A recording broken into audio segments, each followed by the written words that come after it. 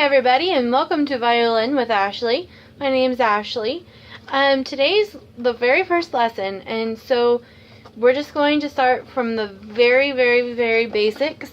That way you guys can start learning even the proper terminology of the parts of the violin.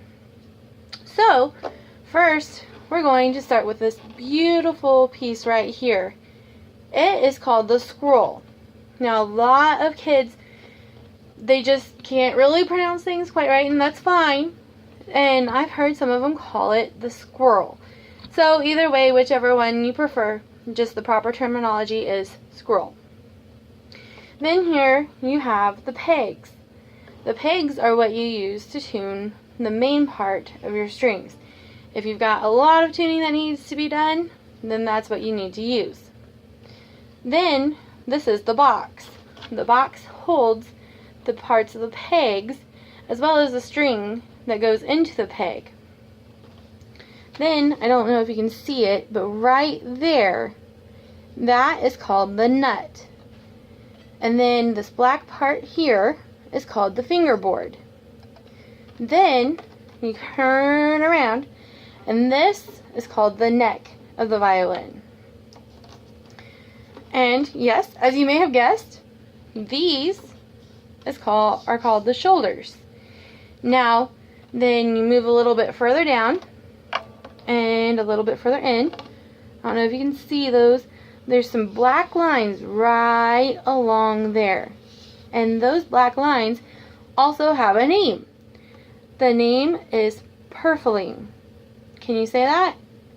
A lot of kids, again, have a hard time saying that, and so it comes out purpling. Either way, it's acceptable. In fact, I really like some of the names that kids come up with for these things. And then, if you go right down here, guess what? Violins have ribs too. That is called the rib. And of course, I'm sure you guys all guessed, these are your strings. You have the littlest one, which is your E string. The next smallest, which is called the A string. A little bit bigger is the D string. And then the largest string is called the G string. Then you come down a little bit further yet, and this piece right here that holds the strings up, it is called the bridge. Now, did you guys know that one of the biggest differences between a violin and a fiddle is the style of the bridge? They are really the same instrument, but most fiddle players have a slightly flatter bridge, and most violinists have a little bit more rounded of a bridge. Also, the style of music is really the other only difference. Now, right beside the bridge, we have the start of these beautiful holes. And I really, honestly think that's about my favorite part of the violin.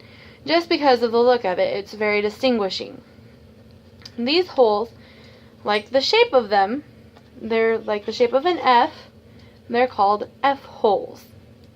And then you move a little bit further down here, and you have the tail piece. And that is the piece that runs from here, clear on down to here. Now on the tail piece, you have the part called the fine tuning. Now, that just helps you get a little bit more fine of a tune, just like the name. And we've got the shoulder, the ribs. And guess what? Our violins also have hips.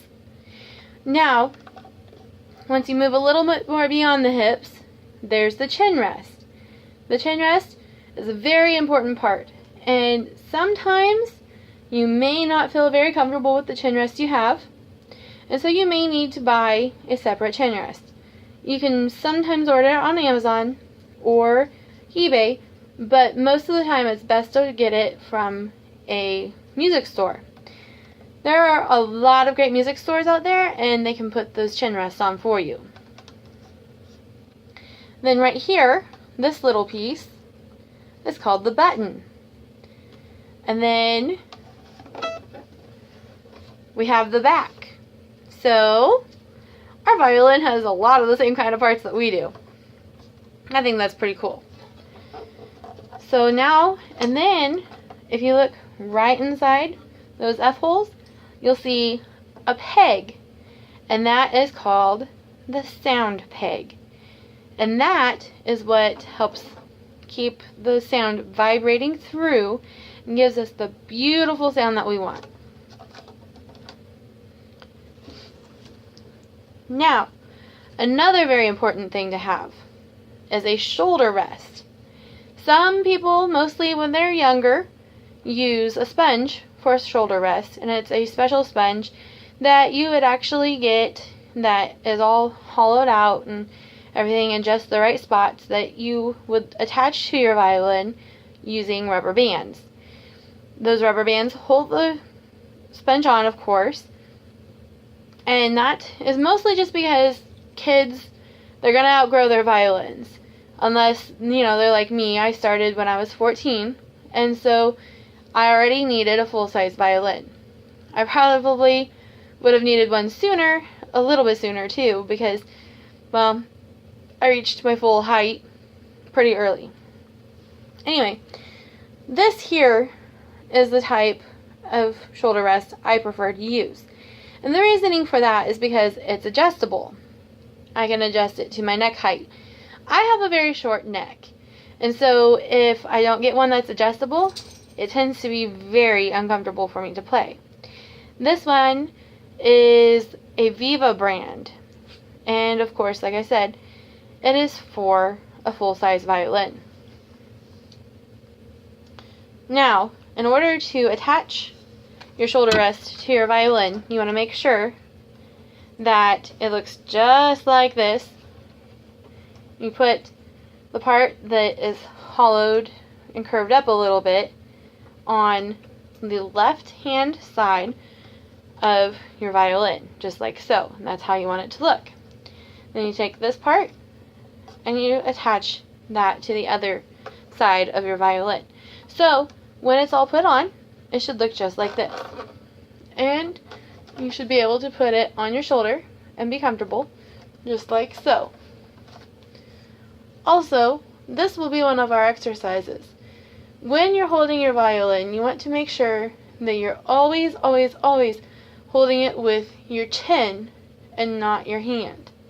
That is a very important thing to remember.